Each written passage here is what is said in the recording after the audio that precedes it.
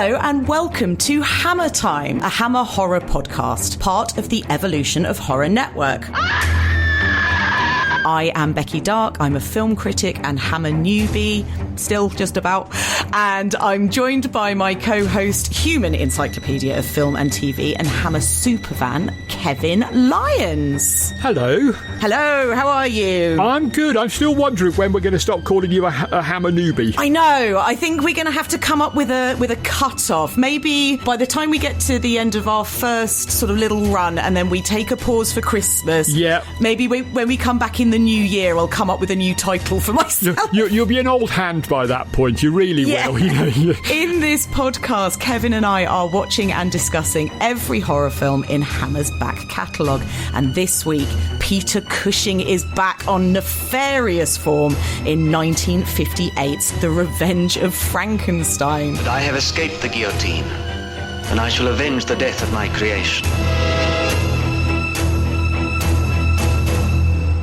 So all of our Hammer Time discussions are spoilerific, so we'll be diving deep and, spoiling the ending and all of the plot points and everything. So if you haven't seen Revenge of Frankenstein yet and would like to watch it before you listen to our episode, it's currently available to rent or buy on Prime, or just take a look on Just Watch. But it's another one that should be pretty readily available. So, Kev, our first Gothic Hammer sequel, and what a sequel. It's pretty impressive stuff, isn't it? Yeah. Pretty impressive stuff.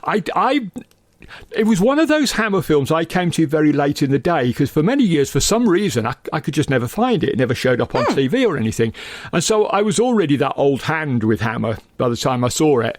And it had been built up as one of the best Hammer films of the lot. So I was slightly disappointed when I first saw it because it didn't quite live up to that.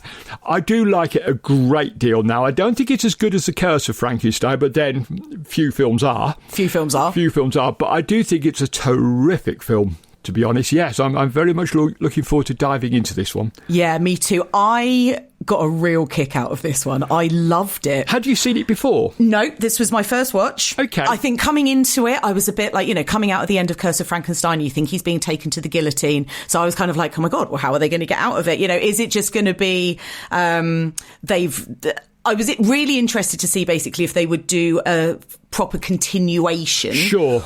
Or whether it would just be another film with the Frankenstein name, with Peter Cushing sort of reprising the character, and they didn't sort of deal with the end of the last one.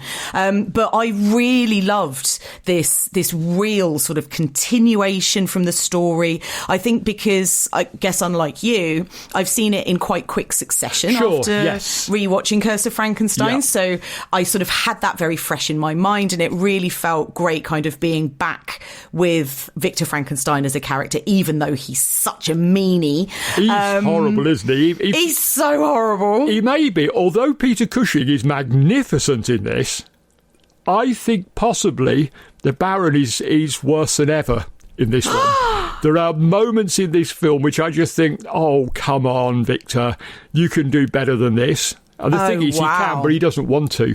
He doesn't want to, no, exactly. Yeah. Oh, well, I'm looking forward to coming on to talk about some of those truly evil moments, because as we discussed in our episode about Curse of Frankenstein, there were some pretty low lows in that one. There were indeed. And he gets worse, trust me, he just gets worse. But at the same time, strangely, more lovable. I don't know. It's weird, I think that was really part of my enjoyment of it, was maybe with Curse of Frankenstein, I was just so kind of taken aback the whole time by quite how nasty he is as a character. Yeah. And in this, I think maybe Cushing's got into the stride of it more, and maybe I've gotten into the stride of it more, because I was just like, come on, Victor, what can you do, well, let's not forget that really the only comparison we had at this point was Colin Clive in the Universal films. Of course, yeah. And he wasn't, he wasn't a horrible person, he was just massively misguided. Mm-hmm. Whereas I think the Hammer Frankenstein is quite a nasty person. Oh, yeah, absolutely. He's cold and distant and inhuman, more inhuman than the things he creates, I reckon. I think that's absolutely right. And as we discussed before, one of the kind of alternative titles that was being thrown around for Curse of Frankenstein was The Evil of Frankenstein. Was that right? Well, Frankenstein the Monster was another one. Frankenstein the Monster, that's right, which is just perfect. Which is perfect because, and as we were discussing this film, and this is where the spoilers come in, from this point on, Frankenstein really is the monster. We shall discuss that in more detail as we go along. Yeah, he really is. So how does The Revenge of Frankenstein kind of work as a follow-up to Curse? So I've sort of suggested this idea that it is a direct sort of continuation. Yeah. But as horror sequels go, Kev, how do you think this works? I think it's a good one because it does what I want from a sequel. It doesn't just simply remake what had gone before. No. It tries to go off in a different direction. Yes, it is about Frankenstein creating a new monster. We shouldn't call them monsters, really. They're not monsters. They're creations. But we call them monster because everybody knows what we mean. Exactly. It's about him trying to create a new monster, but he's doing it in a very different way. It's not just a slavish remake of Curse. They've actually brought some new elements into it, I think. Yeah, definitely. And I like that feels, I guess, authentic in terms of the sort of continuation of his research as well. Even the creation of his new monster, his new man, feels like a next step. You know, it does. Even character-wise, it really works. It does. I mean, you have to take this huge leap at the beginning of the film that he manages to pull off the escape that he pulls off. That is a little bit of a stretch, but let's face it, you're already buying into the idea that this man is going to create an artificial human. If you can buy into that, you can buy into the idea that he somehow substitutes the priest for himself on the guillotine. Yeah. The fact that Hammer uncharacteristically look away during the guillotining scene got nothing to do with good taste or special effects. No. It's simply like, let's just look away so we don't have to show them how we're doing this. How Victor is swapping places with this priest, and the poor priest is getting beheaded instead. It's amazing, that opening sequence. It is. Because with Alex Gallier, I think his name is, the guy who played the priest in Curse. They got him back. Yeah. As a little bit of added continuity. Now, as we go through the Frankenstein series, and indeed the Dracula series, continuity is not something we should be overly concerned about, to be honest. They kind of reset it after every film or two films or so on. But this one, they have actually made a bit of an effort by having the same actor coming back to play this very small role. Yeah, they really have. And to the point that I almost wondered whether they had just shot it straight away. Right. That scene. It's almost got that feeling to it. It feels like they've led him out of the cell at the end of Curse and up to the guillotine, and they've almost just kept the camera rolling, which I think is brilliant. It's fantastic. I mean, Victor looks slightly different in this one, which is the only giveaway. I don't know for certain, but I suspect that the set that they use for the cell and for the corridor had been reused in Dracula at some point anyway. It would have been in their scene doc, so they wouldn't have had to rebuild it. So they'd have just pulled it out of doc, put it up again, and shot that sequence to make it look exactly like you say, like it followed on exactly from the first film.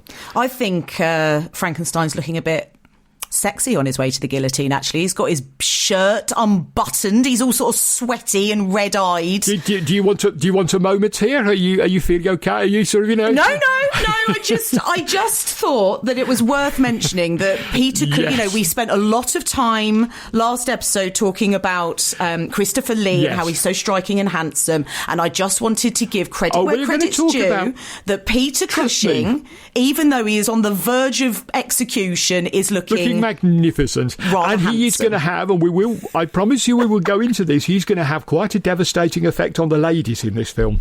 Oh my goodness. Oh my God. The women in this film, Kev, are so horny for Frankenstein. It's hilarious. And let's face it, it's Peter Cushing. Now, whatever else we say about Peter Cushing, brilliant actor, all the rest of it, he was a hell of a handsome man. Yeah. He's got those striking eyes, and he's just amazing. Well, and turn a man's head, he could turn a man's head. And he's so charming as well, obviously, charming. Which is how he manages to sort of tread this line between, like, the absolute callousness and evil of the character, but obviously, sort of being able to basically operate, she says. Operate, literally.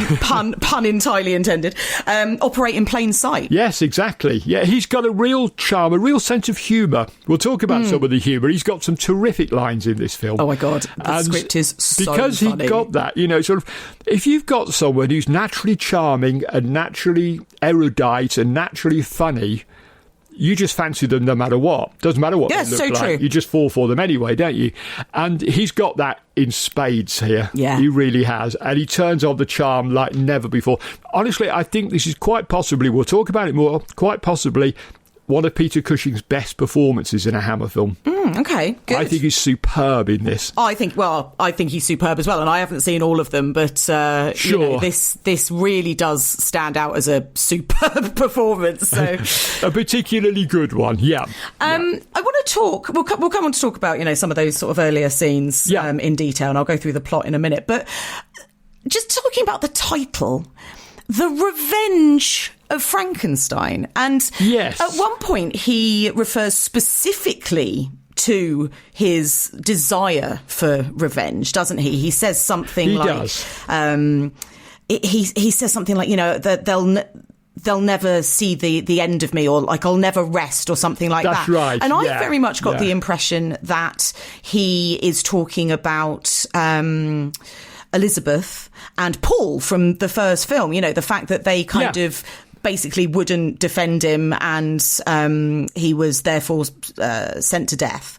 Sure. But that never really sort of materialises in anything. Doesn't. Revenge doesn't actually seem to be at the top of his priorities list. His sort of scientific exploits then just take over. Well, it's sort of interesting. I mean, originally it was called Blood of Frankenstein.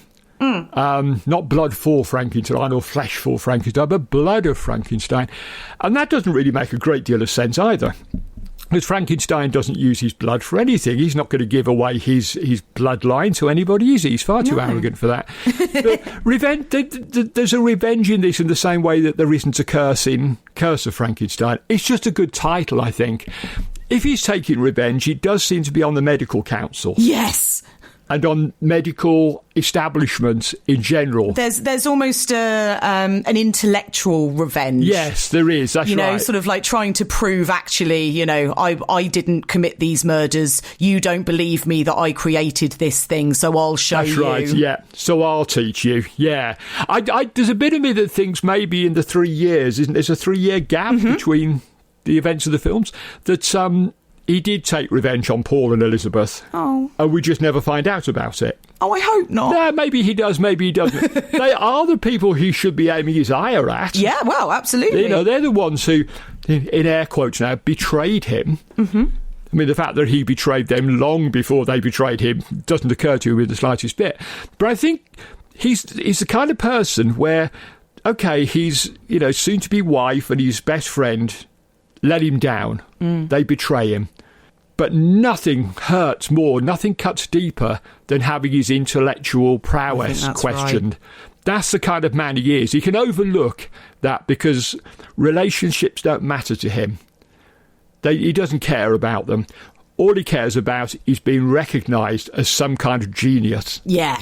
And that's what's annoying him. Yeah, it's all because he says this line about they'll never be rid of me, but it's almost like as soon as he is back on the verge of the creation of life, it's like, actually, that doesn't matter to me. The revenge bit on, the people who might have wronged me in the past, sort of personally doesn't really bother me. Let's just get on with the job at hand. He's a complicated man, is our Victor. He's not a well man.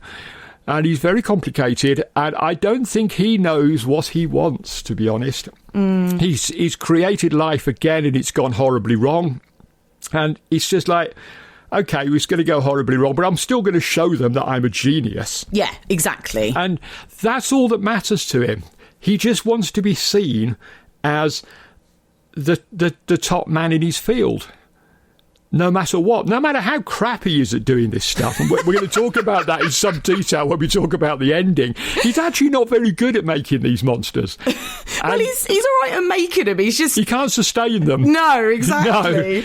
No. And you know, that's a theme that runs through a lot of things. The recently released Guillermo del Toro Frankenstein, small spoiler for that one, he in that one, Frankenstein doesn't really give much thought to what would happen after the creation of the creature. Yeah. It's the actual act of creation that is important. And I think maybe Del Toro, who loves his Hammer films, maybe he took that from Revenge. Yeah. You know, he's sort of like, yeah, I've made my monster. What do I do now? Yeah. What now? Yeah. I'll take my revenge now because I've proven that I can do it. And then the fact that it all falls apart again is just irritating in the extreme for him. Yeah, absolutely. Yeah. Okay, so I'll do the plot. I've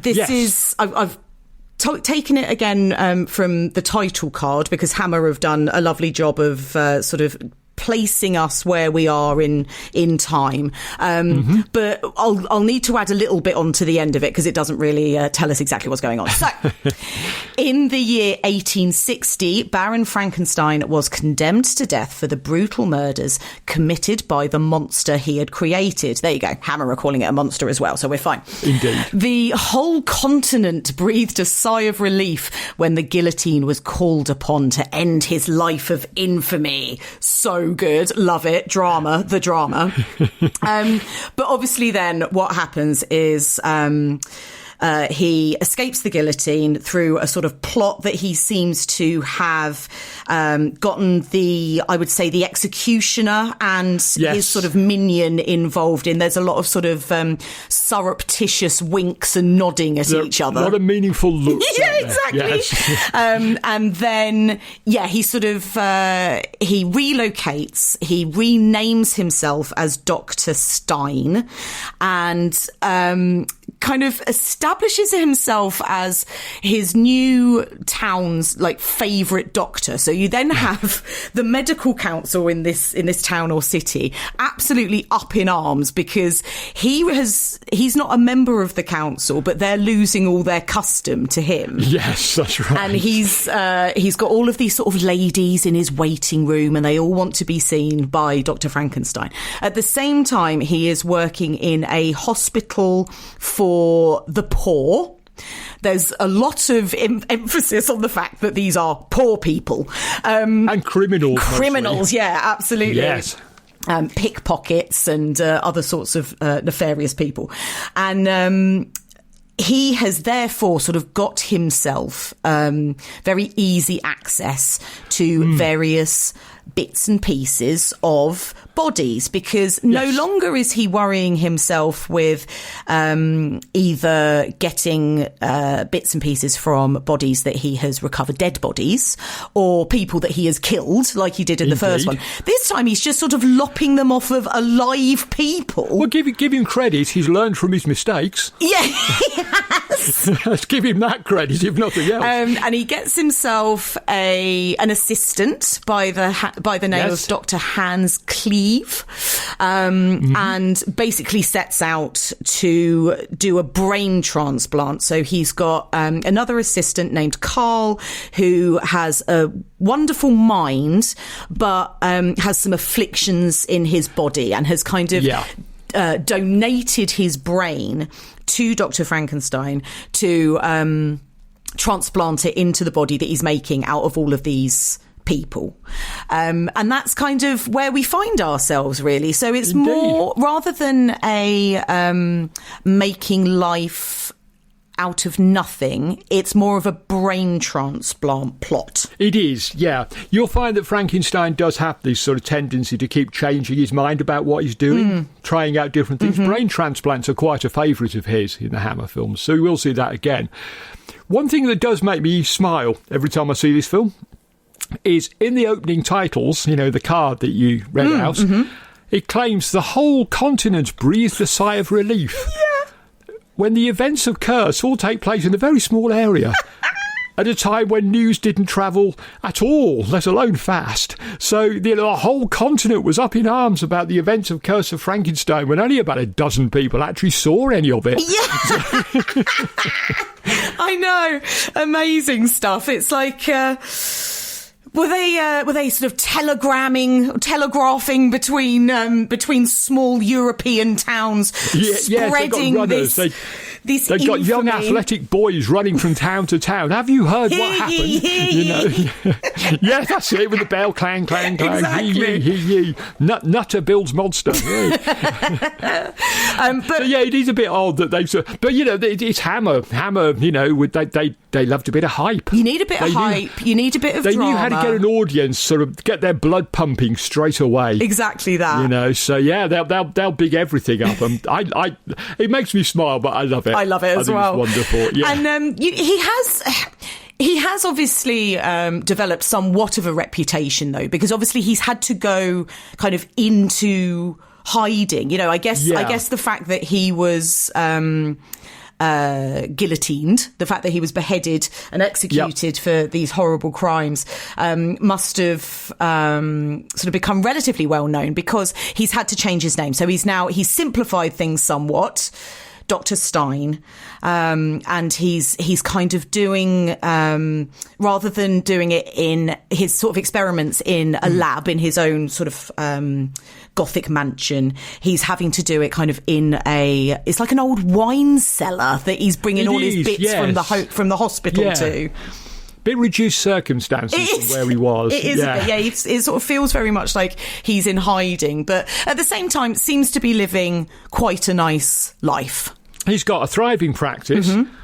People, as you say, especially the ladies, love him. He's very well respected, apart from the stuffed shirts at the medical council. Mm-hmm. And of course he's not going to join the medical council. Why would he want to lower himself to mix with people beneath him? Quite right. That's not Frankenstein's way, is it? These people are just sawbones. They're just, common or garden GPs. I'm a genius. I do not need to mix with these people. So, of course, he's not going to do that. But he is well loved and respected in his community, which I think for most people, even for most men, and we're all terrible egotists, it would be enough. It would be enough to be loved and respected, but not for Frankenstein. No. He needs to go too far again. That raises an interesting point, actually, because this idea of him working in the hospital, sort of amongst the unwashed, and literally unwashed, because we'll come on to talk about how dirty all these men are and why. Yes. But I think you're supposed to think like he's this great sort of humanitarian, right? Yeah. So there are moments when the council sort of come down to read him the Riot Act, and they are sort of all clutching their pearls and holding their hankies up to their noses because, these are all disgusting people and it smells bad and all of that kind of thing. And so there's this idea that Frankenstein is a man of the people and, he won't be put off by their class and everybody deserves care. But obviously it's not that. It's just that these are the people in society that he can prey upon. He knows doesn't... Yeah, exactly, right? So they don't have a lot of power or a lot of recourse. They don't have a lot of people kind of speaking up for them. And so no one's going to notice them if they disappear or if parts of them disappear. No one will notice that. There is a terrific scene, isn't there, where he's tending to a guy who's got something wrong with his arm. Or Frankenstein says there's something wrong with his arm. The guy doesn't seem terribly convinced. He says, oh, no, that needs to come off. We need to take that off. And he says, what am I going to do? I need it for my livelihood. And Frankenstein says, what do you do? And he says, I'm a pickpocket. I know, it's so funny. Terrific. But it's also really kind of horrible that he's persuaded this guy in quite a comic and charming way that he needs to take his arm off. Yeah. There's nothing wrong with it. Clearly there's nothing wrong with it because he recognises it as being good enough for his creation. And that's what it is. He gives this impression of being a philanthropist, of being a compassionate man, and he's not. He's still the horrible monster underneath it all that we've always known him to be. Yeah. And again, there's this idea raising its head from Curse, where then he was looking for the best bits of people. So he wanted the sculptor's hands. Obviously, he wanted the brain of the professor because he was such a genius. And here he's saying that because he's a pickpocket, he'll sort of have these like deft hands, right? So That's right, yes. He's sort of picking and it's like a pick and mix. He's picking and choosing these bits. He's literally making a jigsaw puzzle out of bits and pieces. It's sort of like the best image from this jigsaw to fit onto the best image of that jigsaw. Yeah. You know? And he's in reduced circumstances, so he hasn't got a lot of choice for victims in this one. But also, he's probably thinking, I hope he's thinking, I can't go around murdering the greatest minds in Europe by pushing them off balconies. People are going to start to notice again. I'm lying low now. You know, I managed to get away. I've managed to escape. And they haven't spotted that this guy called Doctor Stein, who looks exactly like Baron Frankenstein, is me. And so he doesn't want to draw attention to himself by murdering the brightest and the best. I'll just take it from, the working classes, because no one cares about the working classes, do they? Yeah, so. Exactly that. And it's interesting, I think, that he, obviously, so before he wanted sort of the body parts of Europe's greatest sculptor, etc. And so here he's kind of getting like the best of a bad bunch. So he's like, okay, well, if I need to take my hands and arms from criminals, well, what is the best criminal that I could take that for? Then I'll use a pickpocket. Indeed, yeah. And he knows he's got this really good mind already, so he doesn't have to murder for that. He's got Carl has volunteered himself, although he's going to sell Carl out big time.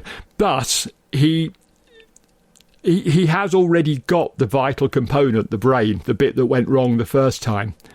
So he's already got that. He doesn't have to worry about that too much. And just running this clinic is just like, it's a pick and mix sweet shop for him. Yes, so you can start the most grotesque version of that very sweet and innocent. Exactly. But these guys, they're going to be quite tough guys as well. They're going to be quite strong guys. Going to be big guys. So he can give the monster physical strength, and then put this incredible brain inside it. Yeah. And in some ways, you have to admire his the fact that he's been so methodical about it.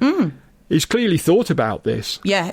This is not just something he's just doing because he's gone a bit mad. He's still not a mad scientist in this. Oh, absolutely not. And again, that's what makes him so scary. It is indeed, yeah. He's still as methodical and he uses his brain, but he uses it for all the wrong things. Yeah. It's just, he can you imagine? I mean, in the first film, he's not even a doctor. In 3 years, he's become a doctor. And he's become this beloved doctor in his community. Can you imagine what he could have achieved if he hadn't had this bizarre scheme to become God?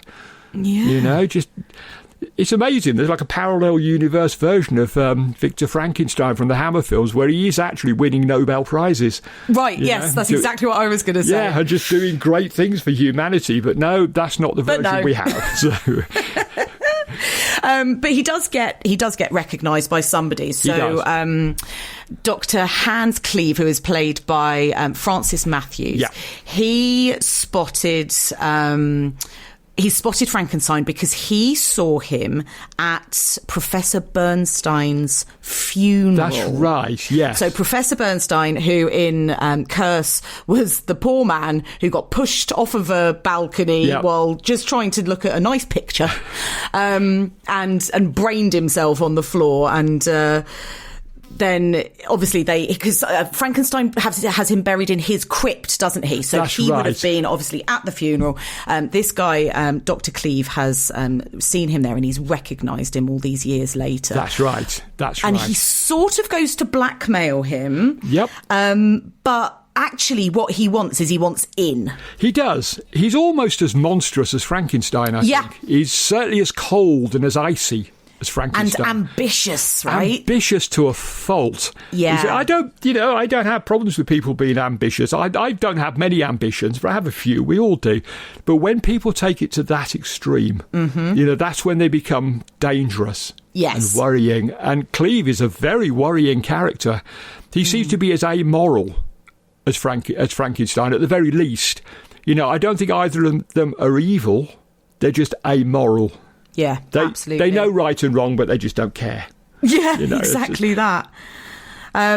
What I like about it, though, because I think Francis Matthews is really good. I'd love to know what you think about him. Oh, you do? Okay. I do. I like him a great deal in this. Yeah. I think he's fantastic. And what's really nice is he's not just a carbon copy of Frankenstein. He's not a carbon copy of Cushing. He is very much his own character. Yeah. So it's not like it's just, let's throw another evil doctor into the mix, and he's a bit younger and he'll be the assistant. Like, he really he seems to play Hans as this very much his own character, and very much kind of stands out, I think, as a performer against Cushing. I mean, to go up against Cushing at his best, you've got to bring your A game as well, and I think he definitely does here. I agree. It's a great performance. And related to what you were saying about he's not a carbon copy of Frankenstein, crucially, he's also not a carbon copy of Paul from Curse. Right. Very different characters. That dynamic between Paul and Victor in the first film is slightly...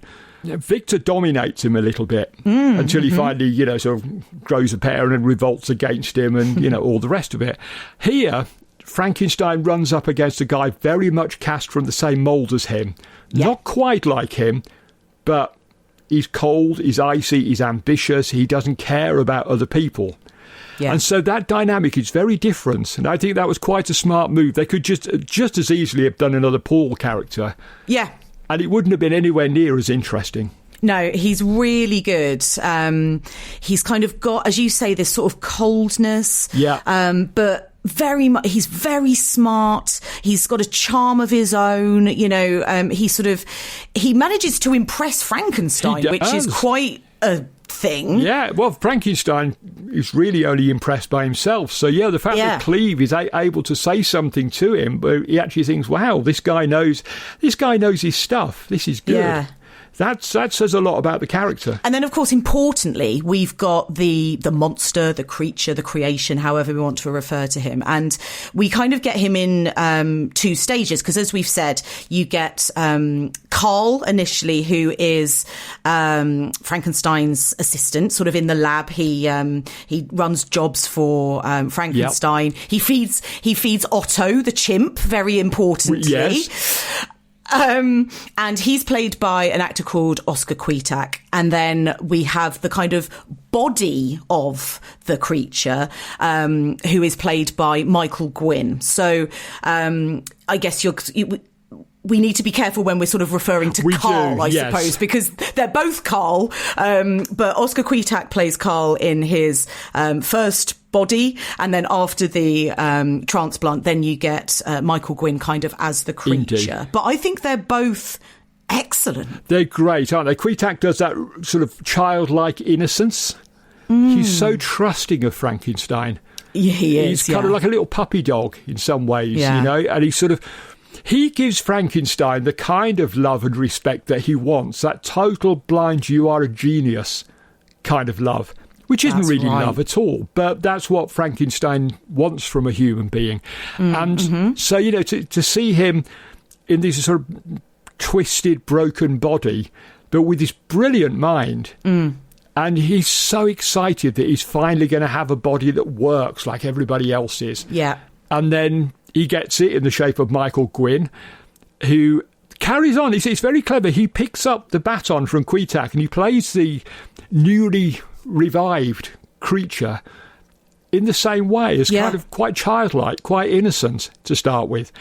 Poor Carl is inside this body, which is physically perfect, and one of the first things that happens to him is he gets the shit beaten out of him by the janitor. Oh! Which is just like, what? It's brutal. You've had so much rubbish in your life. I know. And now you finally got your body, and the first thing that happens is you get beaten to a pulp by this sadistic maniac. It's such a tragic story. There's a beautiful moment when because when he first sort of comes to and he's recovering from the surgery, they are having to keep him in bed for his recovery, but they kind of strap him down because there's this idea that if he's too vigorous, the brain may be damaged. And this is something that has happened with the chimp, because what we find out is that the chimp doesn't have the brain of a chimp. The chimp has the brain of an orangutan.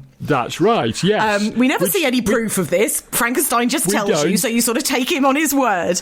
But it does lead to one of the funniest lines in any Hammer film. Honestly. Where Victor and Cleve are talking to each other, and Frankenstein says he ate his wife. And Cleve says, another monkey? And Frankenstein says, what else would he be married to? Incredible! Really funny line. Comes out of the blue, but it's funnier for coming out of the blue like that. I absolutely guffawed. Jimmy Sangster, you genius. It is so funny. And it was that and the line earlier about the pickpocket where I was like, this script is so good. There's another good one, isn't there, when Frankenstein first meets the Countess. Mm-hmm. Comes to visit with a daughter, Vera, who we're going to talk about and the way she looks at Frankenstein in a moment. But when the Countess is quite haughty and quite, disapproving of these young women in the waiting room. And she says there's nothing wrong with any of them. And Frankenstein says, you should be my partner. We could dispose of surgery in half the time. And it's full of terrific lines like that. It's a very, very grim story, but Sangster just peppers it with these wonderful, very, very funny, very witty lines. And the chimpanzee and orangutan line is just fantastic. Who else would he be married to? So good. And again, it's not. I think one of the things that makes it so funny is Peter Cushing's delivery, because he's not saying it as a joke. He's saying it like from a point of view of like, well, of course, like what, If you'd been there and dared to laugh at Frankenstein saying that, he wouldn't have got why you're laughing. No, that's exactly right. Because that's how Cushing plays it. Complete, no winking at the camera. No. That's just the sort of thing Frankenstein says. It's hilarious to us, but to him, it's just like logical. A matter of fact. It's a statement of fact and nothing more. But it's just so brilliantly done, so brilliantly written, and like you say, Cushing delivers it as he does with everything in this film and everywhere else. Absolute perfection. So back to the sort of tragedy, though, this sort of beautiful balance of humour and tragedy in this movie. When what you find out is, because of the orangutan brain in the chimp, there's this horrible sort of realisation that the chimp, all the time that you see him being fed, he's being fed meat. Now, if you watch a lot of sort of nature documentaries, what we know now is that chimpanzees actually do eat meat and actually can be cannibalistic, which I don't know if they didn't know that in 1958 when they were making this film. But the idea is that there has been some sort of damage to the brain in Otto, and he wasn't strapped down after the operation, and so he was too vigorous. And after that, he basically started eating meat. So he sort of went against his, natural chimpanzee. I wonder if actually what they're trying to say is that the orangutan brain starts craving meat. Right. Because orangutans are, as far as I'm aware, entirely vegetarian. Yeah, yes, right. So, oh my God, of course. It's not Otto that's turned to meat eating, because you would expect that perhaps. It's whatever the poor orangutan's name was. We never even find that out. So, it's trapped in this body, and it's kind of, I've got a new body. I think I'm going to eat meat. And we don't get an explanation for the mechanics of all this in the script. You don't really need it, to be honest. You just accept it and it works. Yeah.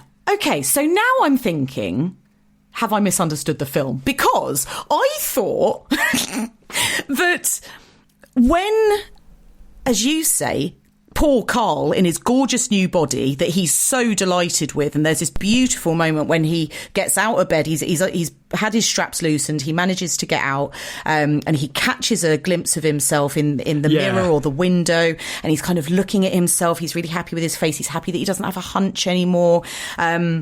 He's so delighted that this operation has basically done for him exactly what he wanted, right? He wanted his brain in a perfect body, which he's got. That's right. And then he has the shit beaten out of him.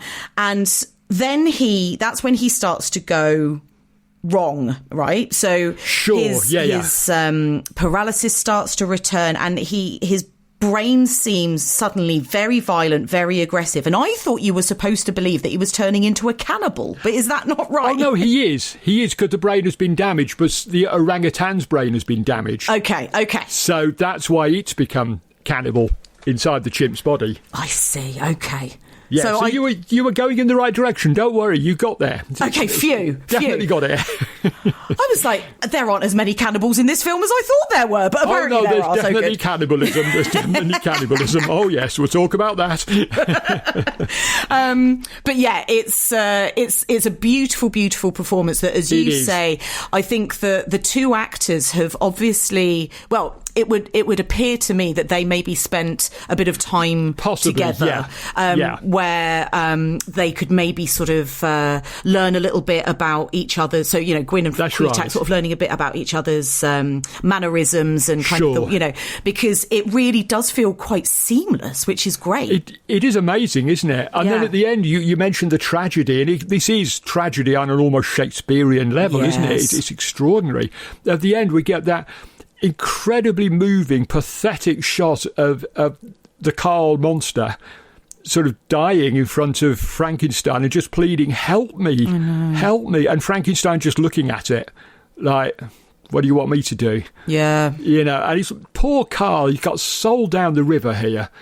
It's like Frankenstein loses interest, I think, once he's created the body. Mm-hmm.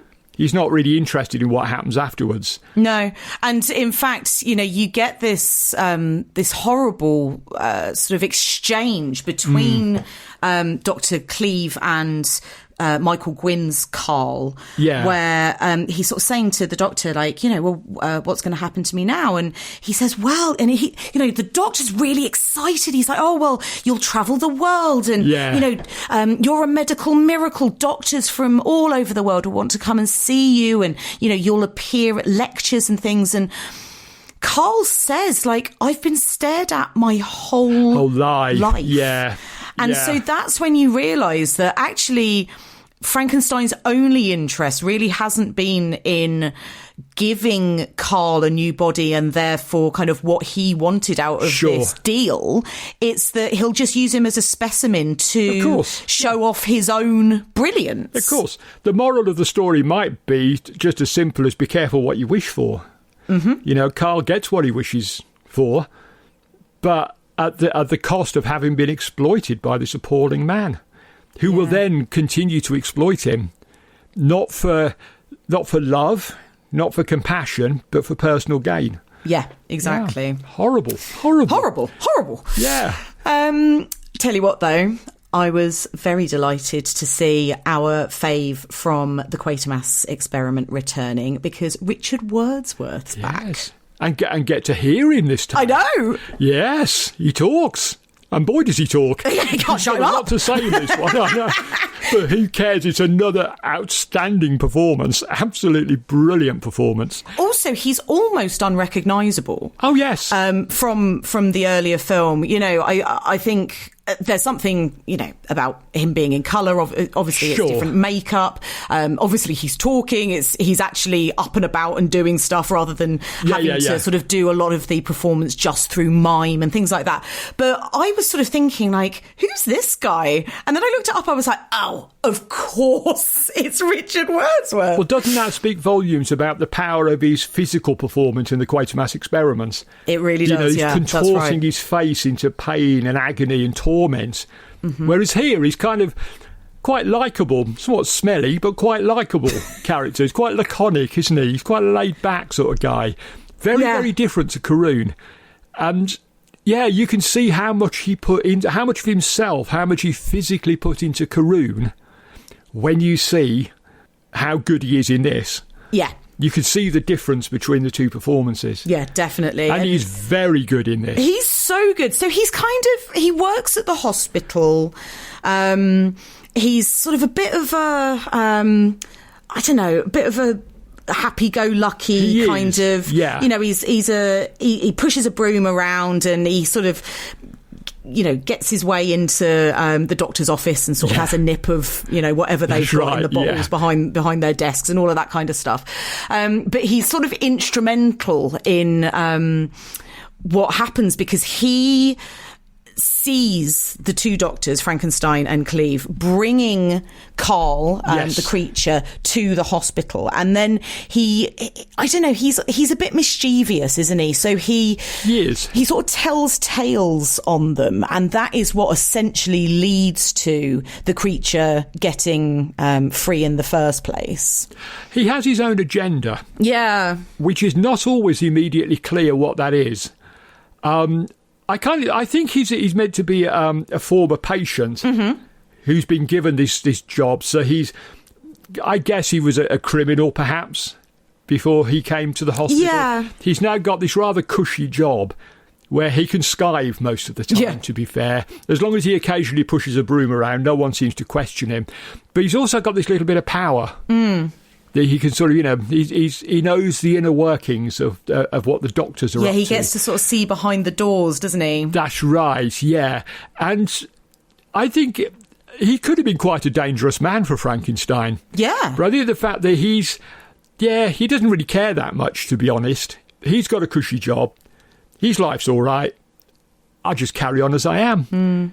You know, and it's like, later on he does sort of get a bit more proactive once he realises what's up. Yeah, well, because I think importantly, he has the ear or the ears of the other patients. That's right. So once it does come out what Frankenstein has been up to, it's this sort of revolt in the ward, which actually sort of leads to, the very dramatic conclusion, which I know we'll come on to talk about specifically. But it's never really clear what Wordsworth's character's motive is. He's just he's just a little bit of a wrong-un and, sort of trying but he's kind of a cheeky, likeable wrong-un. Yeah, exactly. He has his wonderful sort of diatribe, doesn't he, about how animals don't get washed. It's so funny. They don't have baths. And that's why he doesn't take a bath. They keep talking about the fact that the poor don't wash. Yeah. Because it keeps them warm. That's right. And he says it. He's like, oh no, because... Okay, so we'll come on to talk about the Countess, but she takes this job in the hospital and she basically sort of runs little errands to the shop and then comes and brings stuff to the patients. And she brings things like tobacco and sort of matches and stuff and soap. And he's like, oh no soap for me, thank you. I'll catch cold. I know. He's kind of this bizarre sort of, almost like this folk knowledge, isn't it? That these layers of filth will keep us warm. And they probably, to be honest, been encouraged to think that by the middle and upper classes, who are quite happy for the lower classes to be filthy little animals and not get anywhere in life. Absolutely. I think there's really something in that, Kev. If Frankenstein could have done one decent thing, it would have been to say to his patients, clean yourselves.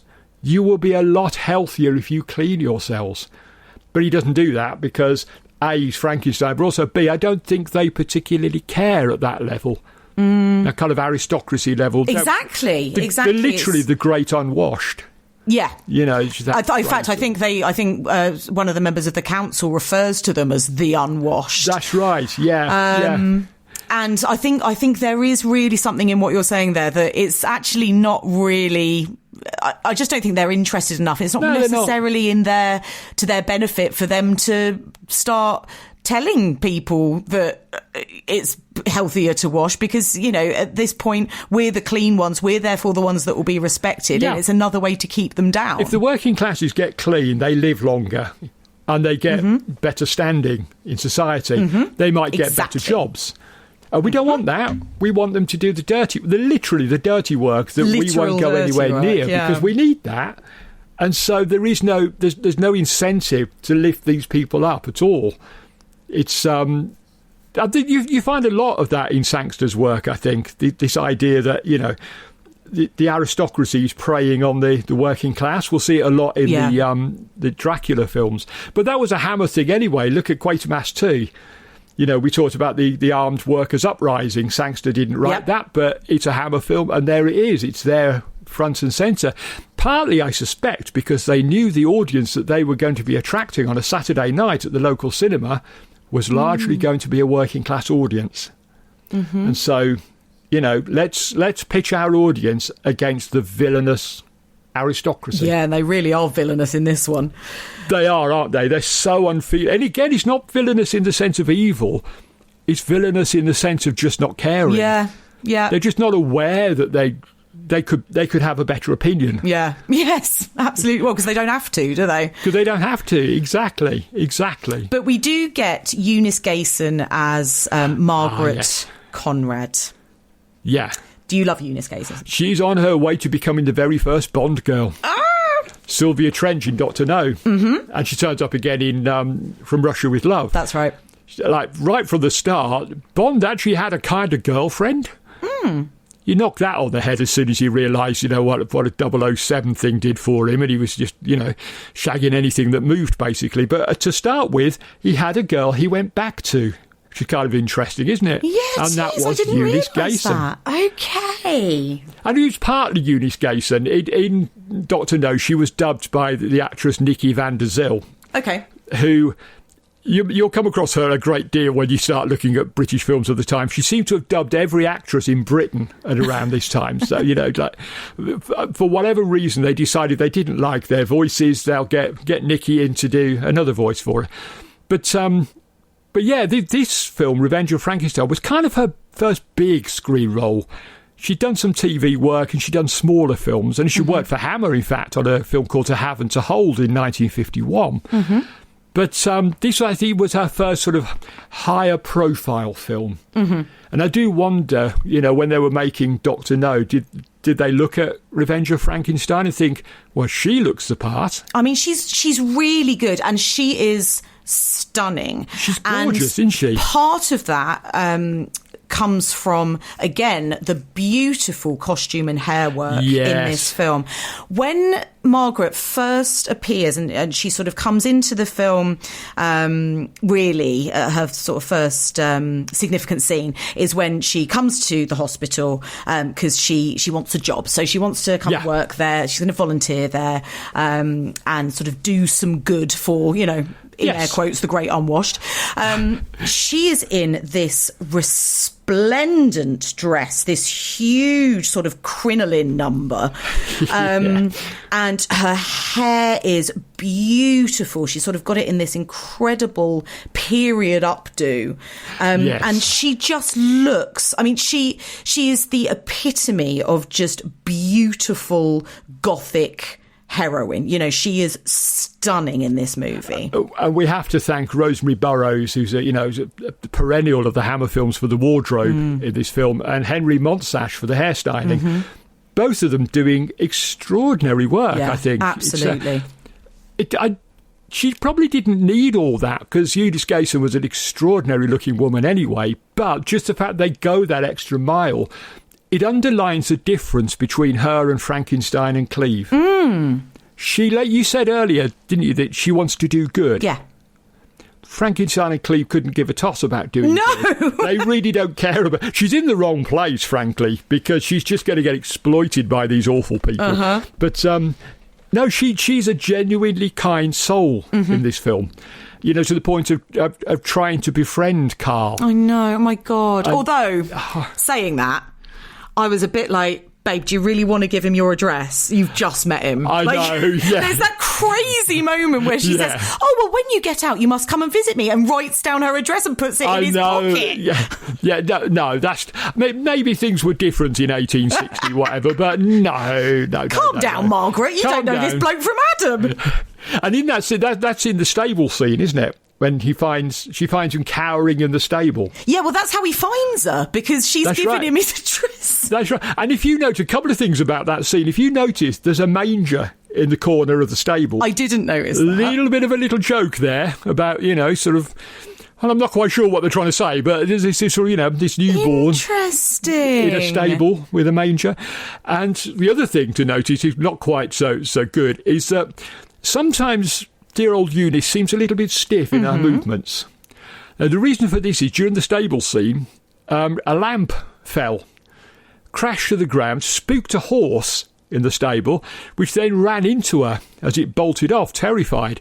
And she later said, I spent the rest of the film in plaster with a stick through all my clothes holding me up. Oh, my God. And she still gives an incredible performance. Yeah, I mean, I didn't notice that she was stiff. That's amazing. You do, once you know what happened to her, you suddenly think, oh, yeah, I can see this happened after the accident, didn't it? You know, you're a little bit... not quite so light on your feet as you were. I think I just assumed it was because she was so corseted, because that's how women work. Well, whichever way, it works. It works. But, oh, my but God, yeah, I mean, poor thing. What a trooper, though. Yeah. Keep going, you know, and that's what they did. You know, that's what they did back then. These kind of... We've spoken before about health and safety on films, British films in the 1950s and 60s, about how it wasn't the best. And, you know, people just kept going. Well, I suppose they didn't really have the budget to, you know, suspend filming for 6 weeks while she was recovering from her injuries. Absolutely not. And certainly not to get someone else in and then shoot the whole lot again. Of course. No way. It's like, sorry, Eunice, you know, here's a stick up your back. Keep going. You know, and she does. And she does it so well. She's such a lovely character. Yeah, she is really She's lovely. Such a likeable... In a film full of very unlikable people... She sticks out like the proverbial sore thumb as being the one who we actually think, God, you're too lovely to be in this place. Yeah, for goodness sake, get out of there. Run. Yeah, run very quickly. And sadly, Hammer didn't use her again. One of those, you know, great actors. Maybe after Dr. No, she became a bit too expensive, perhaps. Yeah, possibly. You know, because she does have this distinction of being a Hammer heroine and a Bond girl. And she was also in Carry On Admiral in 1957. Oh my goodness, she's ticked all of the boxes. Sadly, that wasn't part of the official Carry On series. Oh. So she just missed out on the hat trick, sadly. Shame. Isn't that shame? Maybe we'll just induct Carry On Admiral as a kind of pretend honorary part of the Carry On canon. It's not, but for today we'll pretend it is and say, yes, Eunice, you got all three. Wouldn't it have been great if she That did? would have been amazing. But, you know, she's a lovely presence in this film. Can't fault her at all. She's so good. Yeah, she's great. Elsewhere in the female roles in this film, let's talk about all the horny women. So, oh yes, you've got Vera, who is the one that we have spoken about at the beginning of the film. So this is when we are first introduced to Dr. Stein and his new sort of practice in the town and how everybody loves him, blah, blah, blah, blah, blah. And especially the ladies seem to love him. Yes. And so you get this lady of aristocracy who brings her daughter along. She's got an appointment, and there appears to be some sort of ruse going on between mother and daughter. Yeah. And, I mean, am I right, Kev, that they just basically they see him as like an eligible husband and they're trying to get him to fall for her? And have a look. Anna Walmsley plays Vera. It's such a small part, but she does it so well. Because there's a couple of times, especially in that sort of like consulting room, where she's staring at the floor. She's browbeaten by this monstrous mother of hers. He just dominates every aspect of her life.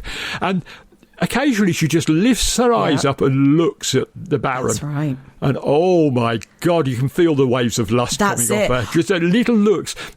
She wants more out of life. And what she wants more than anything else is Frankenstein. She fancies the very well-tailored pants off this man.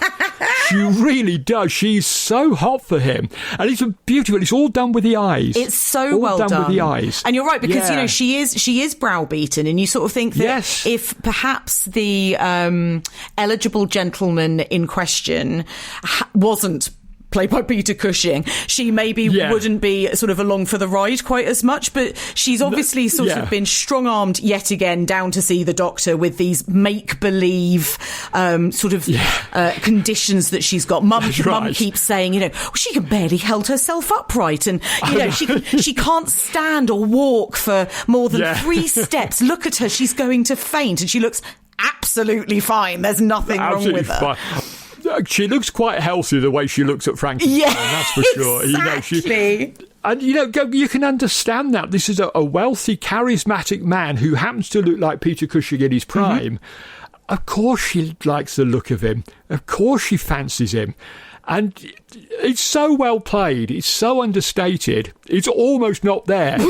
But when you're looking for it, when you watch this film again, keep an eye open on that. There's a couple of times where Anna Walmsley just lifts her eyes and just looks at Frankenstein. There's this shy little smile as she looks at him. And it's very much like, hello, I'm here. I'm all yours. Well, Kev, it's understated until it's not understated. Until it's not understated, then, yeah. At one point, he needs to listen to her heartbeat to try and figure out why she's swooning all over the place. And he gets his stethoscope out, or, what was the contemporary version of a stethoscope, and he holds it to her breast, and she says, well, don't you think it would be better if you used your ear, because last time you used your ear? And so he's like, well, I can't really hear properly without my instruments. And she says, no, I think you should use your ear. And so he sort of rolls his eyes slightly and presses his literal ear up to her cleavage as she stood there in her sort of rather large and covering underwear. It's not like that she's there in her skimpies, but skimpies of the time. Skimpies for the day, very much so, yes. And that's at the point, I think, that actually Vera probably is going to faint, to be honest. I think she's probably so overcome by the proximity of this incredibly handsome and charismatic man. So funny. It's lovely. It's so cringe and uncomfortable. And I think this is all coming from Sangster. It's his bizarre sense of humour. Mm-hmm. This weird sense of humour that it's like, we're going to have this attractive young woman, because she's a very pretty girl. Oh, she is, yeah. We're going to have this very attractive young woman flaunting herself, basically, at Frankenstein, who is so obsessed he doesn't even notice. And if he does notice, he couldn't care less. Bothered. Yeah, exactly. Whatever. But, I kind of get the impression he doesn't even notice. Yeah. Because that's just not on his radar, to be honest, So it's just, funny. This silly child is taking up my time, and it's like, mate, she's not taking up your time. She's undressing in front of you. Uh-huh. I mean, come on, Wake up, man. Read the signs, man. You're supposed to be a genius. But yeah, she likes Frankenstein a lot in this film. Yeah. But she's not the only lady who's up for it, let's put it that way, because we later get a couple who are out and about on what I suppose is meant to be some sort of date of the time. It's date night, isn't it? It's date night, and they are they're sort of sat out. Like, are they in a graveyard? They're definitely close to a graveyard. Yeah, they're out somewhere like that. I think it is meant to be the graveyard. And they're sitting down, and she is horny, and he is clueless, and he's sat there, and he's sort of talking to her about ants, and he's looking at this little trail of ants on the ground, and she is sitting there in a right humph, because he says something like, well, what do you know about ants? And she says something like, well, they get on with it. And yes, that's right. She just sort of, she stands up and she goes, well, I suppose I'll just be off then, because she realises that he is clueless and isn't going to do in the graveyard what she hoped he was going to do to her. Yes, the evening has not gone the way she'd hoped, basically. Yeah. So she's just like, right, well, I guess I'll be off. I love Gerda. She's only in it for like a minute or two before she gets attacked by the monster and presumably eaten, which is quite a horrific end for her. But it is. Avril Leslie plays her so well. Plays as this very frustrated young woman who, like you say, her hormones are flowing. Yeah. You can almost smell the hormones. She's desperate, basically. She's absolutely desperate for this bloke to, have his way with her. Well, you get the impression they've probably been dating for quite some time. Yes, exactly. And he just hadn't done anything about it yet. And he's like, I'm not very good at recognising these signs, but come on, mate. Really? I mean, she's gorgeous, and look, she's actually telling you face to face, virtually, this is what I want from tonight. And he's like, no, I'm looking at my ants. I know. Men, women do not deserve us, basically. We're honestly bloody idiots most of the time. I throw my hands up. But yeah, so it then goes very quickly into this real scene of horror, because by this point, poor Carl has had his beating, his brain has been damaged, his face and his sort of paralysis are starting to return. He's very wild-eyed and wild-haired. Yep. And he basically attacks poor Gerda, this blood-curdling scream that her gormless boyfriend sort of comes to run to the aid. And as he sort of discovers them, Carl is just kind of, well, he's got her, isn't he? And I mean, she's obviously sort of dead in his arms already. And then does he drag her off screen? Yes. Yep. And isn't it interesting that later, during the slasher period in particular, sex equals death. Mm-hmm. In this one, no sex equaled death. Yeah. If she'd actually managed to win her boyfriend over and they'd actually, done the deed, she wouldn't have wandered off and she wouldn't have run into him. Horrible end. In this case, sex would have saved her, which is so different to what we would later get. What we get later, yeah. For 1958, that was quite a bold move. The idea that, women like sex was something, even when I was younger in the 60s and 70s, well, no, they don't like sex, they just put up with it because we like it. Well, this is one of the reasons I wanted to talk about it, Kev, because I was not expecting to see women's... I mean, I know... It's a bit of a silly thing to say. Like, I've seen film noirs, okay? Like, I know that obviously there have been women who are very overtly sexual on screen for a while. What I mean is I wasn't expecting to see it quite so overtly in a 1958 Hammer film around, based around a sort of a very intellectual sort of evil a British doctor. film, basically, because, it's like... Yeah, exactly. Sex was something those foreigners did. It's like we had to do it to have our children, and that was that. That was, that was all we did. Once a month we did it, and that was that. And of course, with the working class, that was very different. The working class, we were at it like rabbits. But, it was only from a middle class and upper middle class perspective that this wasn't the done thing. So Sangster was writing these characters as working class characters, so of course they were going to be horny. Well, I absolutely love it. It's one of the things that has been such a pleasant surprise, I would say, actually. I don't think... I think maybe I assumed coming into this journey through the Hammer horrors that we wouldn't necessarily get kind of overt sexuality until like the 70s, late 60s and 70s when, all the vampire lesbians have got their boobs out. Yeah. But that's absolutely not the case. We're getting it really early on, and I love that. It's there right from the start of the Gothics, isn't it? Yeah. It's been there right from the start and will continue, sometimes more overt, sometimes less so. But I think the other thing as well that's happening at this time, and I know in a moment you're going to want to talk about the history around this film, what was going on in the world, but one of the big things that was going on in the world, the rise of the teenager. Right. And, of course, the teenagers were very horny. Well, yeah. Talking of hormones. This was a new generation had only just been invented. Before you were at school and then you were in a job and you settled down and got married. Now they had a job and they didn't settle down and get married. They had disposable income. They were going to the cinema to watch films like this. They were listening to that newfangled rock and roll music. There was the devil's music that was going to destroy society. How anybody could have looked at Cliff Richard and people like that and thought, these guys are going to bring down society, I'll never know. But they did at the time. God, what they must have thought about punks, I don't know. But anyway, this whole new sort of demographic had been born who were a little bit more, they were happier to talk about sex and to discuss it and to be more open about it. And it would get better as time went on. Within a decade, we've got the whole of the 60s sexual revolution. But we're right on the cusp of that here. Of course, so that, Hammer again with the finger on the pulse. If that doesn't sound too euphemistic. They got the finger on the pulse. They're understanding that times are slowly changing. So we might as well try and get ahead of the curve a little bit. Very, very, very clever people at Hammer. Well, I love to see it. Absolutely. Marvellous. But, yes, while we're on the subject of 1958, I will launch headfirst into our little feature that we have where we have a look at what's going on in the world, mainly the UK, at the time that the film was released. So here is Hammer in History. Hammer in History.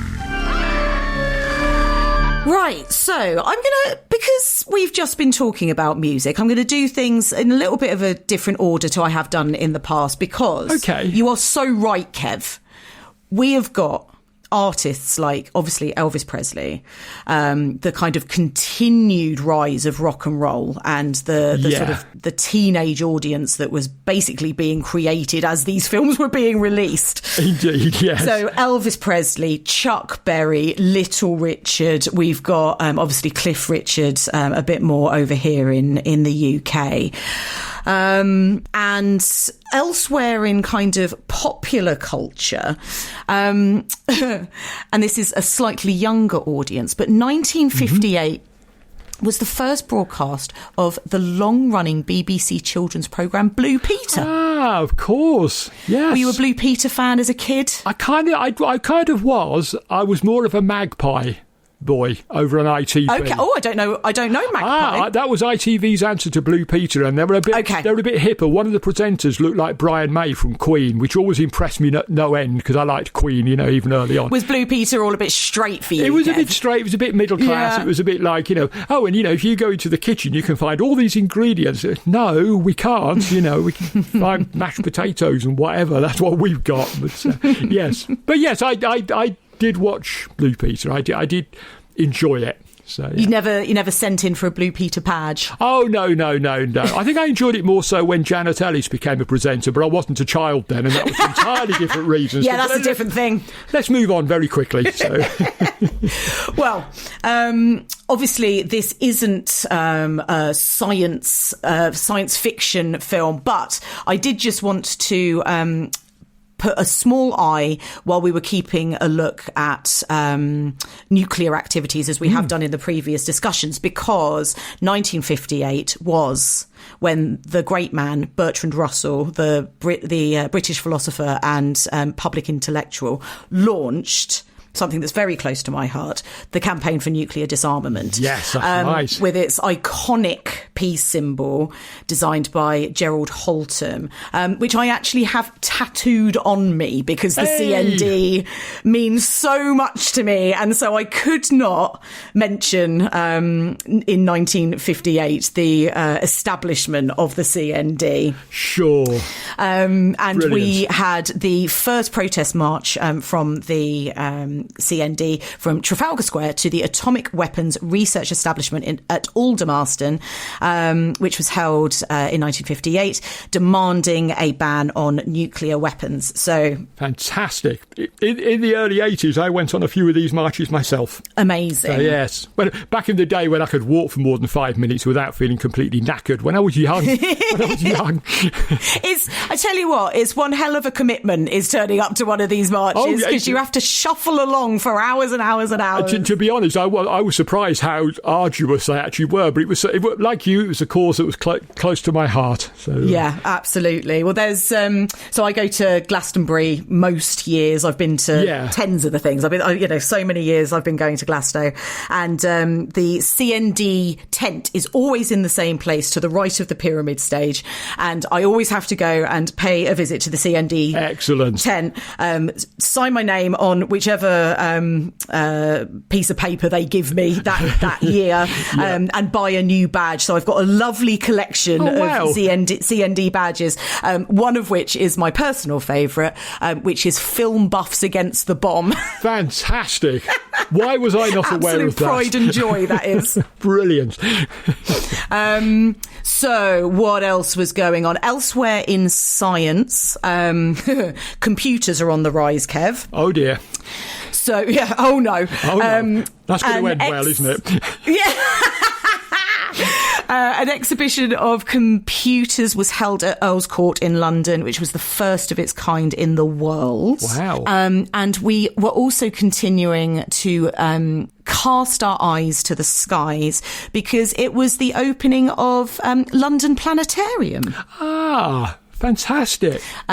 Which obviously doesn't exist anymore, sadly. Sure. But I remember glorious day trips to the planetarium when I was a kid, coming up to London, brought by my parents to go and look at all the exhibits and, go in the kind of dome with all the constellations and everything. You could lie down and look at them all up in the ceiling. It was just a remarkable place. I think it's sad it's not there anymore. There is a good one now in Greenwich. Oh. At the Greenwich Observatory. Well, do you know what? There was a few years ago when I went. I hope it's still there. It's lovely. That's just down the road from me, so I'm going to go looking. Get yourself down there. It's really good. I can highly recommend it. It's a superb show. Oh, amazing. Okay. What else? Let's go back to popular culture. So we'll talk a little bit about cinema before we go back to talking about Revenge of Frankenstein. So the musical Gigi, starring Audrey Hepburn, was one of the biggest movies of the year. It won 9 Academy Awards, including Best Picture. I'm a huge Audrey Hepburn fan, so... who isn't? Yeah. Come on. So, yeah, big fan of Gigi. And in horror, we had some excellent kind of creature features. So, Attack of the 50-Foot Woman. Yes. The Blob. Oh, right, yes. The Fly. And one of... I've never seen this. I've never heard of this in my life, Kev. I'd love to know if you have. If you have got a review or a feature or anything on EOFF TV about this, I would be delighted if you could share it with me, please, because I need to know more. A Roger Corman film titled... The Saga of the Viking Women and Their Voyage to the Waters of the Great Sea Serpent. Yes. Temper your expectations is all I would say there. But that's got to be one of the longest film titles I have ever seen. The Saga of the Viking Women and Their Voyage to the Waters of the Great Sea Serpent. While you were talking, I've checked. I have done a review of it. I'll send it to you. I will post it on my social media on the day that this episode comes out, but I will send it to you earlier so you can go and have a look at it. So. Incredible. So I'm guessing 5-star, no notes? Well, moving on. Wouldn't want to spoil it for you, Becky. Okay, fine. Well, in that case, let's get back to a film that is very much no notes. I have to say, there was one other big event that happened this year, which had a sort of an impact on the Revenge of Frankenstein. Oh my God, go on. The film went into production 6th of January. 1958. Almost exactly a month later was the Munich air disaster, in which several members of the Manchester United football team were killed. That's right. 44 people on board, 20 of them died at the scene. Several more died later. 23 fatalities altogether. Wiped out this young football team, commonly known as the Busby Babes, after their manager, Matt Busby. Yeah. And this had quite an impact, apparently, on the crew of the film, because there were a lot of football fans. Football among the working class always is hugely important. Yeah, I mean, it was an enormous disaster that I mean still has ripples down today throughout, the Man U sort of indeed. The fans. And it was such a blow that apparently the crew was a little bit demoralised and the film slipped behind schedule, which is a big no-no for Hammer. They ran a tight ship. Yeah. But they did actually fall behind because the crew were just a bit deflated, I think, from these. That's fascinating. So it's a big shock. So, yeah, it ended up being a week behind schedule. Oh, my God. Which would so rarely happen at Hammer, I can tell you. Well, yeah, and actually just does speak volumes, doesn't it? The impact, especially, as you say, among the working class of football in this country. And a team like Man U, which I know, I mean, they're a different team now than they were then, but even then, under Matt Busby, they were an enormously popular team. They were giants. I mean, I never really got into football very much, but I knew all about Busby's Babes because they were just part of the culture. I was born 4 years after this and people were talking about it all through my childhood. So it had made a huge impact on people, even people who, sort of because football fans, they're sort of a bit like horror fans. They'll hate anything that's not their team. It's like, oh, you're not a Hammer fan? Whoa, put you in a Wicker Man. Whoa. But no, we're not like that. We're lovely. But football fans could be quite negative about other supporters, but I think this brought people together. I mean, trust me, I live with an Arsenal fan. I understand this. Oh, yeah. But what more need I say then? I mean, one of the reasons I never got into football and got into horror films instead was because I didn't understand why people were so passionate about it when they could be going home and watching people being dismembered. It was far more fun to me. Absolutely. Which, my husband would never understand my love of horror films. So, this swings and roundabouts. Everyone has to have their thing. Absolutely right. Okay, so we're not going to talk anymore about the Viking women and their sea serpents. We're not. So we're going to come back to Revenge of Frankenstein. Let's talk about horror. We've just been talking about, having people dismembered and stuff. Yeah. There is plenty of dismemberment in this film and real body horror. Like, the thing that really stuck out to me, Kev, that almost made me gag is when it happens twice. They've removed brains. Mm-hmm. So, again, spoiler alert, anybody who's got this far and doesn't want major spoilers for the end of this film, Frankenstein he comes a cropper at the end, and Dr. Cleve has to do an operation on him, so they take out Frankenstein's brain. You also get it earlier when they remove Carl's brain to put it into the creature, but they have it in one of those like little kidney dishes. Yes. And honestly, it's disgusting. The slowness in which they tip the dish, yes, and this brain just sticks and slides out of the dish and then plops into what I can only assume is a jar full of formaldehyde or something. But the plop it makes and the sort of the slide and then this noise is just revolting. It's very gloopy, isn't it? The way it sort of slithers out of this kidney dish and into the jar. Slithers is absolutely right. It's skin crawling stuff, actually. The BBFC inevitably were up in arms. We'll talk about them later, but they were inevitably up in arms about this kind of level of nastiness. But when you think about it, isn't ground zero for body horror Frankenstein? Absolutely. It's about a person, a man who finds himself in a body that's not his own, mm-hmm, because he wasn't born with it. He has it created. And in the Hammer films in particular, he can't control that body. Mm-hmm.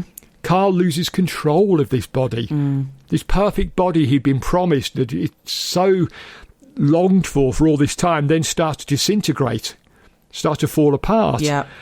And can you imagine anything more horrible than that? Yeah, I mean, it's something that body horror does so well, is taking the idea of not having control over one's body. Yeah. People whose bodies start to attack them, whether that's, a sort of autoimmune disease or something like cancer. The idea of the brain also turning against you. So things like motor neuron disease. The body horror takes on these very real fears that people have about your body turning against you and losing control of your own sort of physical abilities. Sure. And sort of splashes it up in great sort of gory ways on the screen in front of us to sort of reckon with. I'm going to sound a bit miserable now, but I think it's one of the reasons why horror works so well is that it's coming to all of us, this. Mm-hmm. Our bodies do break down. I'm 63 now and my body doesn't do the things it used to do when I was 23. No. If I tried to run now, I'd probably have some sort of heart attack or seizure of some kind. I can't run. I haven't run for years, but it's just not possible. I discover new places that ache on a weekly basis, and that just comes to all of us. It's going to happen to everyone. Mm-hmm. And it's that inevitability, I think, that makes horror so fascinating, that when we see people and their bodies deteriorating, in a way, it's almost kind of a rehearsal for when it comes. Yeah. Yeah. It's like I'm quite sanguine about the fact that I'm slightly knackered and broken down because I've seen a lot worse happen in horror films. It doesn't bother me as much as maybe it bothers other people. Maybe that's one of the many things I think horror is good for. Yeah, absolutely. Rehearsing us for things like that. Yeah. So hopefully my brain will not end up glooping into a jar somewhere, and I would not wish my brain on anybody, frankly. But it's like, it's kind of horrible, isn't it, that we can have the only bits of it that still work taken away and given to someone else. Yes, yeah. Which is what happens to Carl. The only part of him that works is his brain. Yeah, and then because of the tragedy of the narrative, that starts to to deteriorate and work against him. Indeed. Yeah, I mean, it's heartbreaking stuff. It really is. Heartbreaking stuff. I'm talking myself into bumping it up the rankings a little bit here as we're going along. Can I just say that to challenge you slightly, I think anybody would be delighted to have your brain, Kev. Yeah, no, you don't know what's going on in here. Trust me. Oh, all right. Well, the knowledge, maybe. If you can see the stuff that goes on in this brain when I wake up with insomnia at 3 o'clock in the morning, you seriously would not want this in your head. Trust me. Oh no, definitely not. Well, that's when you need to stick on Revenge of Frankenstein to help you cope with it all a bit better. That's how I watch so many horror films. I go, I'll just watch a horror film and see if I can go back to sleep. You know? I know it well. But the real body horror here, of course, is not what Frankenstein's doing. It's the cannibalism. Oh my God! We talked about that, but this is so daring. This is a full. This is why I'm glad I didn't imagine it. No, it's there, and it's a full decade before Night of the Living Dead. And it's a decade and a half before the Italians get in on the game. We're not quite at that sort of level here. It's mostly implied more than anything else. But the idea that a British film would even consider the idea of cannibalism, I was not expecting that to be a theme in this film or, in any of the films that we're looking at this early. Indeed, well, Jimmy Sangster said he wanted to write about the thing that really revolted him, and the thing that really revolted him was the thought of cannibalism, which, of course, is one of the most repulsive things we can consider, eating other human beings. And still one of the real last remaining taboos. Oh, absolutely. Absolutely. Even among horror fans, those Italian cannibal films are often regarded with... Aren't for everyone. They're regarded with mistrust, with why... They are usually the films that people will come to me and say, why do you watch this stuff, Kev? It's well, I don't anymore. When I was in my 20s, I used to watch them all the time because it was a challenge. But now I couldn't watch them anymore because I understand the taboo, the societal taboo about this a lot better. But yeah, it's a shocker, isn't it? I mean, even the BBFC, their initial response to the script when it was sent to them, as I've mentioned before, back then scripts were sent to the BBFC for approval before production began. And they said it's much too gruesome and repulsive. And the cannibalism was one of the keys to their dismay. In fact, they actually said, we must draw the line at cannibalism. Wow. So it was definitely seen as being hugely transgressive. Not to go too deeply into sort of BBFC and all the censorship and stuff then, but if they're making those specific notes, how does it then get into the film? Because it is there explicitly. Because Hammer were cheeky. They would often, as they did with this one, submit a black and white version of the film first. Right. So it lessens the effect of the gore. Absolutely. They then had to submit a colour version, but by then the board had already seen it. And so their approach to it would be different. That's great. Clever great. Boys. On more than one occasion, I believe, they submitted it. They censors sent back their notes, and they just thought, oh, well, let's just put it out anyway and see what happens. And they get away with it. Yeah. Other times, their films were absolutely torn to shreds by the censors. It was a constant battle, which I think... In some respects, James Carreras, who was the managing director of Hammer throughout this period, I kind of get the impression he kind of enjoyed it. He kind of enjoyed that to and fro with John Trevelyan, who was the secretary of the board at the time. And I think he kind of liked that. How far can we push them? Yeah. How far, what can we get away with this? Yeah, and, he's not alone in that. Filmmakers have been doing that. Ever since, basically, yeah. Yeah, exactly, But Hammer was sort of, they almost made a game out of it, and I love them for that. This idea that they've sort of, we're hearing what you're saying, but this is what we're going to do anyway. And just because they were filmmakers and that they, more than the board, more than the critics, knew what the public wanted. I've said this before, that they had this unerring understanding of what the public wanted to see in a film. And that pre-existed the gothic horrors. They knew that when they were making their B-movies, they were always successful. Yeah. And certainly when we get to this stage, they kind of created this genre, this sort of genre of colour gothic horror films with lots of gore. Yeah. And so they were now leading the way. They were sort of not waiting for the public to respond. They were saying, OK, let's push them a little bit further, see what they'll take on this one. Yeah. And the public, God bless us, we lapped it up. Yeah. We loved it. We wanted to go further, Hammer, go further. This is great. So we get to the end of the film. Poor Carl sort of meets his end. Yes. and, as you said earlier, sort of dies in the arms of his creator, just pleading for help, which is horrible and very, very tragic and sad. It is so sad. Yeah. But before he dies, he screams the name Frankenstein. Yes. So, Carl had obviously known Dr. Stein's true identity. Yep. And this kind of unmasks Dr. Stein in front of society. Indeed. He is then basically kind of mobbed by the patients in the hospital, brutally beaten, almost to within an inch of his life. And the makeup when he's lying on the bed and his face is God. broken. You've got this incredibly handsome man with his now destroyed face. Honestly. For a second, you almost feel a glimmer of sympathy for Frankenstein. It doesn't last long. No, but he does look so wretched. He does. Yeah. He does, yeah. And he says to Cleve, his assistant, you know what you have to do. And so that's right. He sort of uses all that Frankenstein has taught him.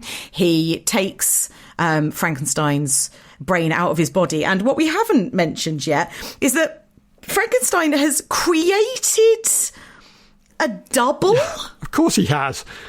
He's Frankenstein. Of course he's created. But how's he done the face? Well, this is the thing. Don't ask questions, all right? Okay. Don't ask questions. You can't ask as well why he keeps failing, but Cleve's experiment works. You can't ask those questions because otherwise the whole thing falls apart. You just have to buy into it and just go along with the ride.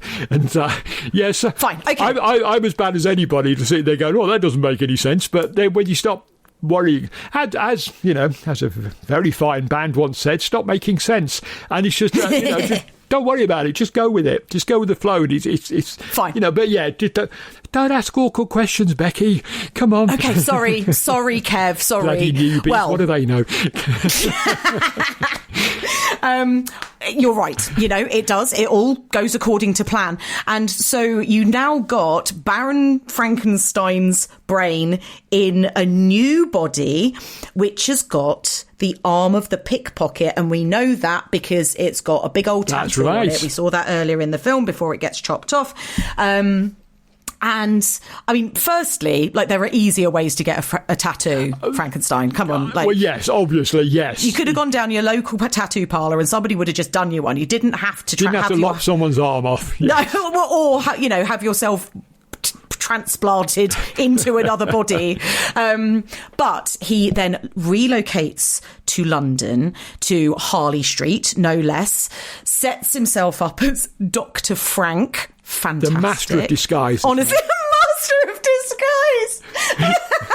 What he's got is he's changed his name to the beginning part of his name instead of the end part of his name, and he's grown a moustache. Very fetching moustache, I must say. Very fetching moustache, but as we know from Curse of Frankenstein, this is something that he learned from his great mentor, Paul. That's right, yes.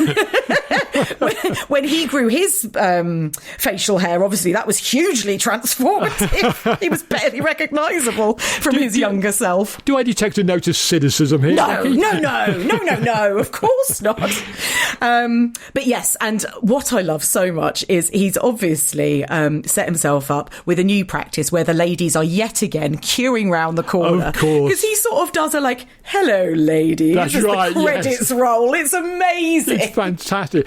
Because again, a little bit like Quatermass at the end of the Quatermass experiment, he's learned nothing. Nope. He's going to carry on as if nothing had ever happened, And the interesting thing about this for me is that I said, that unlike the Universal films, which followed the exploits of the monster, this followed the exploits of the creator. Except, of course, I'd forgotten this bit. Oh. And we do follow the exploits of the monster, because from this point on, if we accept that there is any continuity between films, that's debatable, then Frankenstein is the monster. Does the tattoo make a reappearance? I'm not sure that it does. I don't remember. Okay. My feeling is that these two films are perfect in themselves. They're an enclosed story in themselves with a few glitches to get us past the join. but they're an enclosed story. The next film, Evil of Frankenstein, isn't. Okay. That's a standalone film. Fine. We then have a string of films which are kind of loosely connected, but which do lead us to a proper conclusion. So we haven't got a through line with Frankenstein at all. Well, that's fine. We're used to that with the likes of Halloween and stuff, aren't we? So, not a problem. To be honest, as a Doctor Who fan, how many times has Atlantis sunk? It's 5 times now, is it? I mean, over a period of time, you don't care about continuity. These films were never meant to be watched over and over again. No, of course. So people kind of had vague memories of what had happened in the previous film, and we're just going to get on with this one. It's only when they, get the rise of home video so we can take the films off television and then buy them, then we can watch them obsessively over and over again, and we start to worry about things like that. And I just think, I'm past worrying now. Yeah, absolutely. To be honest, I'll just enjoy the films for what they are, rather than what I wanted them to be, if that makes sense. It does, absolutely. And talking about bits that we enjoyed, before we wrap up, let's just have a quick chat about our favourite moments. And I'm going to go first, because, Kev, what we haven't spoken about yet is the disembodied eyes in the tank, which I think is probably one of the best things I have ever seen. And isn't it such a great step up and a little bit of an up yours to the BBFC, who complained about the disembodied eye in Curse of Frankenstein? So this time we'll have a whole tank full of them. Because we've already done it once, let's have dozens of them. And it's so, and again, I think, it's the sense of humour that you got from Sangster, but also from Terence Fisher, who, of course, is back directing. I think they had this sort of impish sense of humour where someone would say, why don't we just have a tank full of eyes? I was dying. It is so good. So for anyone who hasn't seen it, Frankenstein has built a kind of mechanical brain, I suppose. So he's got sort of, tanks of liquid and electricity. And dare we say he's built an artificial intelligence? Back to the terror of computers from earlier. And so he's trying to prove, basically, you've got the machine that's the brain, and then he's got a pair of eyes in a tank and a hand in a tank, and he shows the flame to the eyes, and this is the bit that killed me, when he moves the flame and the eyes, follow the flame. I was like, what am I watching? It's terrific. I mean, the fact that they could insert this comedy into a bleak film about cannibalism, it's all part of the Hammer magic. It is absolutely glorious. It is wonderful. I will never ever forget that scene. I think it is honestly one of the best things I've ever watched. I absolutely loved it. How about you, Kev? Any favourite moments? Got a couple of moments. We talked about one of them when Carl gets a beating from the janitor. The reason I particularly find it affecting is that the guy who administers the beating is played by George Woodbridge. And you'll be familiar with him, perhaps from Dracula, where he played the pub landlord. And he's going to turn... I knew I recognised him. There you go. He's one of the sort of cast of characters that we're going to see turning up over and again in Hammer films. And he often played very likeable characters like pub landlords. And here is a sadistic monster.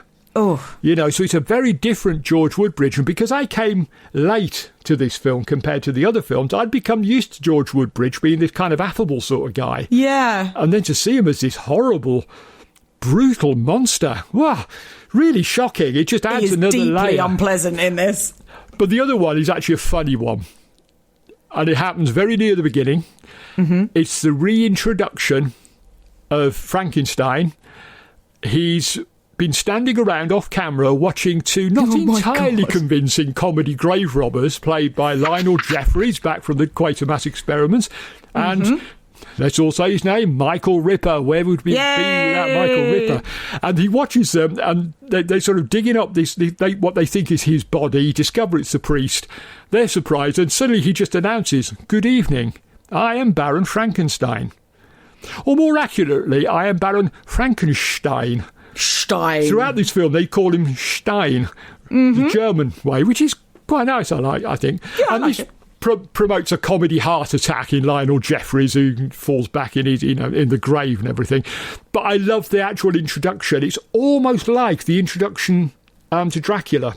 Yeah, that's what I thought. Yeah, well, you've got this character who's sort of standing there full length. You can see him, and then he gives this sort of very affable welcome. Good evening, I am Baron Frankenstein. It's so good. So good. And it's at that moment you think, oh, yeah, Peter Cushing's pulling out all the stops here, isn't he? This is going to be a good one. So those are my two moments, I think. One funny, one really quite horrible. Yeah, absolutely. But both with these sorts of iconic sort of returning Hammer actors and performances. Right, let's wrap things up because, again, Kev, we have spoken for a long time about... We've spoken for longer than the film, and I do apologise for that. Glorious film. No, I've loved it. I've absolutely loved it.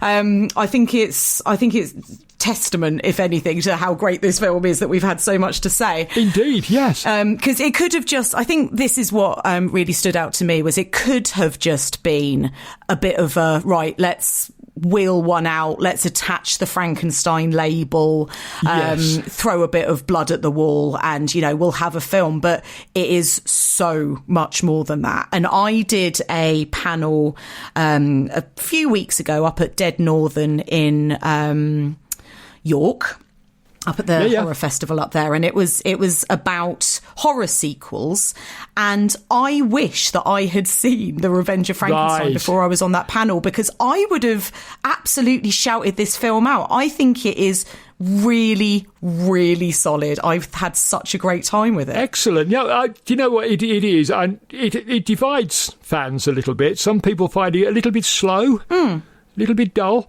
I do love it, and I was going to put it into the upper tier. I think I'm going to put it in the lower elite level, to be honest. The more I've talked about it, I think it actually deserves it. I think for the humanity of it, you know, the fact that we come to really care about Carl, and like you say, the tragedy. It's always, like I say, it's almost Shakespearean, isn't it? This tragedy. It is. Know? No, it genuinely is. And you know, it would probably have got in anyway, simply because this is Peter Cushing's moment. This is just, he's so good. He's so good in everything. But that's it. Like, I guess I just sort of thought, like, oh, it'll be a sequel and Peter Cushing will be good, but everything he's so else good around is good it. as well. And I sometimes think that when you've got someone like Peter Cushing and Christopher Lee in your film, everything else automatically sort of, we better up our game. Yeah. You know, we're dealing with the masters here. We had better work harder. Try that bit harder. And everybody go. We haven't talked much about the crew here. We talked about them before. It's the same crew as normal, and they are superb. They do a great job. Photography, sets. We mentioned the costumes. Everything is so good in this film. Absolutely, just everyone on their A game. Yeah, and for that reason, I'm going to meet you in lower elite. Excellent. Good. Good. And isn't that great that we can do that, and that I could start out thinking, yeah, you know, it's upper. But then as we've gone along, we've talked about it, we've batted ideas backwards and forwards, we think, or I thought, actually it's better than I was giving it credit for. I love that. I've managed to up your estimations of it. I always like changing my mind on things. Mm-hmm. You know, I write a review of a film, then 3 years later I see it again and think, my God, you had a bad day that day, Kev. You're having a right grump. This is really... Cheer up, Lyons. Yeah, cheer up, Lyons. What the hell was the matter with you? This is great. And some of my reviews, I perhaps will have to go back and rewrite at some point. I have changed my mind considerably on some of them. Well, I'm glad that I've managed to change your mind slightly on Revenge of Frankenstein. Good. Excellent. As it should be. Thanks for listening to Hammer Time. We'll be back with Peter Cushing again next week, this time taking on the role of Sherlock Holmes in The Hound of the Baskervilles from 1959. To check out the full list of movies we'll be covering throughout the podcast, head to evolutionofhorror.com/hammer. We'd love to hear from you, so please do send us any questions or comments for upcoming mailbag episodes. You can drop us an email to hammer@evolutionofhorror.com. You can follow the Evolution of Horror Network on Instagram at EOH_network. You can follow me on Instagram and on Blue Sky at Bunny Darke. And Kev, how about you? I'm like a bad rash. I'm everywhere. I'm on. What have I got? Twitter. I still can't call it by that other name. Twitter, Blue Sky, Instagram, Letterboxd and Facebook. Usually is EOFFTV, which is my websites, eofftv.com, and there's a review site as well, EOFFTV Review. If you just Google that, you'll find me. Loads of reviews of Hammer films, and as each episode comes out of the ones that I didn't do in the past, I'm posting them that day as well. So keep a lookout for that. Smart. And also, most importantly, a review of the saga of the Viking women and their voyage to the waters of the Great Sea Serpent. You are in for such a crushing disappointment, Darke. You really are. Anyway, yes. Don't forget to rate and review us on your podcast app of choice. Thank you for listening. Join us next week for another episode of Hammer Time.